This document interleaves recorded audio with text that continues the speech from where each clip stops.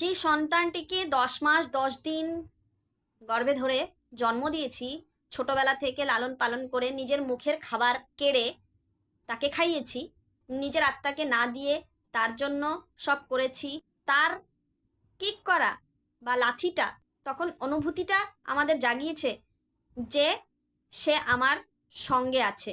কিন্তু যখন সেই সন্তান বড় হয়, লালন পালন করে বড় করি আমরা, আর অন্যের ঘরের কারোর হাতে সঁপে দিই, তার হাতটি ধরে যখন আমাদের প্রতি খারাপ আচরণ করে, দুর্ব্যবহার করে, তখন সেই যে লাথিটি আমাদের লাগে মনের ওপর, সেটা বুকটা ভেঙে যাওয়ার লাথি থাকে।